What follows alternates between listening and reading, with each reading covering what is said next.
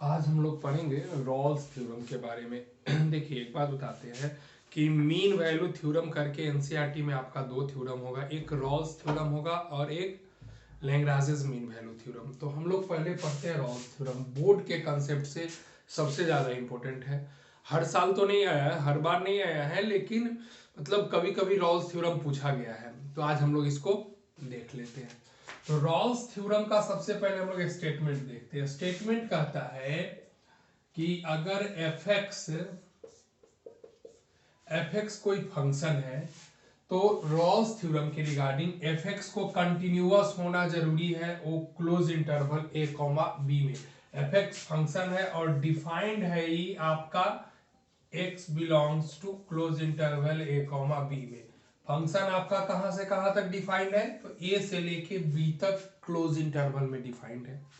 दूसरी बात क्या है? तो कंडीशन नंबर 1 क्या होता है कि फंक्शन को कंटिन्यूअस होना जरूरी है वो close interval A comma B में। दूसरा बात कहता है कि फंक्शन का डिफरेंशिएबल होना जरूरी है। F X is differentiable in open interval A comma B. Continuous होगा क्लोज इंटरवल में, डिफरेंशिएबल होगा ओपन इंटरवल में। और तीसरा बात क्या है कि F A is equal to F B होना चाहिए। मतलब value of function at X is equal to A and value of function at X is equal to B क्या होना चाहिए? तो बराबर होना चाहिए। अगर ये तीनों कंडीशन को कोई फंक्शन फॉलो करता है तो एफ डैश सी मतलब फंक्शन का differentiation at X equal to F dash C कहने का मतलब हो गया कि फंक्शन का differentiation at X is equal to C पे जीरो होगा। मतलब डिफरेंशिएशन जीरो हो जाएगा। अब डिफरेंशिएशन जीरो हो गया तो हम आपको कितना बार पढ़ाए हुए कि किसी भी फंक्शन को डिफरेंशिएट करिए किसी पॉइंट पे तो क्या मिलता है? स्लोप। तो स्लोप जीरो हो गया कब?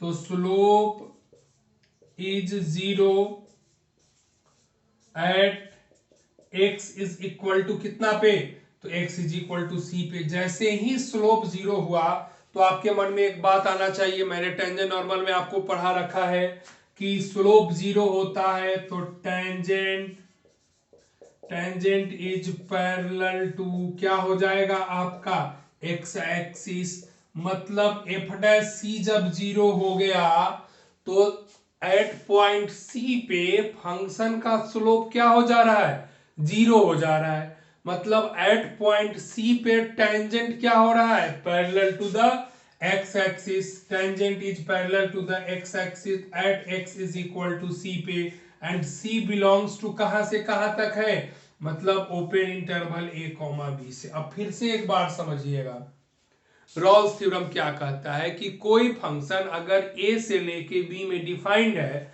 तो फंक्शन कंटिन्यूअस होना चाहिए close interval a comma b में। फंक्शन डिफरेंशिएबल होना चाहिए open interval a comma b में।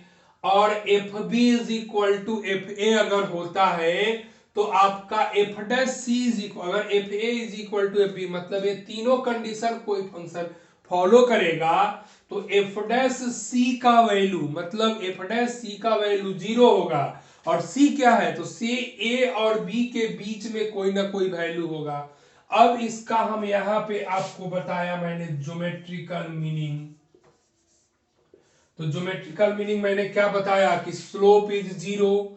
स्लोप जीरो हो रहा है, हमने आपको कितना बार पढ़ा रखा है कि किसी भी फंक्शन का डेरिवेटिव किसी पॉइंट पे जीरो हो रहा है मतलब फंक्शन का स्लोप उस पॉइंट पे जीरो हो रहा है। और जैसे ही स्लोप जीरो हो जाएगा तो tangent is parallel to the x axis at x is equal to c पे। और c का नेचर जो है a कॉमा b से बिलोंग करता है। देखिए आपसे जब क्वेश्चन पूछा जाएगा कि स्टेट द रॉल्स थ्योरम तो आप इस सारी बातों को लिखना होगा और इसके बाद इतना यहाँ ज्योमेट्रिकल मीनिंग करके लिखिएगा। उसमें लिखिएगा कि slope is zero at X is equal to C. तो इसका मतलब हो गया कि टेंजेंट इज, यहां लिखना that is tangent is parallel to the x axis at x is equal to 0 at x is equal to c। अब इसके बाद आपको एक ग्राफ भी बना के देना होगा। चलिए तो मैंने एक x एक्सिस ड्रॉ कर दिया, एक y एक्सिस, मैं यहाँ पे एक ग्राफ ड्रॉ कर दिया किसका है ये ग्राफ? तो ये है आपका y is equal to F X का। इतना करने के बाद आपको एक ग्राफ जरूर बनाइएगा, तभी आपका मार्किंग अच्छा हो पाएगा। अब देखो यहाँ पे x is equal to a है, यहाँ पे क्या है आपका x is equal to b है, और यहीं पे आपका कोई पॉइंट c मिलेगा, x is equal to c। मैंने पहले ही बोला है ना कि c बिलोंग्स टू a से लेके b के बीच में, तो a और b के बीच में आपका c आ ही रहा है। अब इस c पे टेंजेंट जो होगा, इस c पॉइंट पे क्या हो गया, टेंजेंट है आपका, tangent at x is equal to C. बाबू आप खुद भी देख रहे होंगे कि tangent at x is equal to C किसके पैरेलल हो गया, तो पैरेलल टू x एक्सिस हो गया। इससे इसका अब स्लोप क्या हो जाएगा, तो स्लोप इज इक्वल टू 0 होगा। आप इसका स्क्रीनशॉट लीजिए, फिर हम लोग आगे का देखते हैं।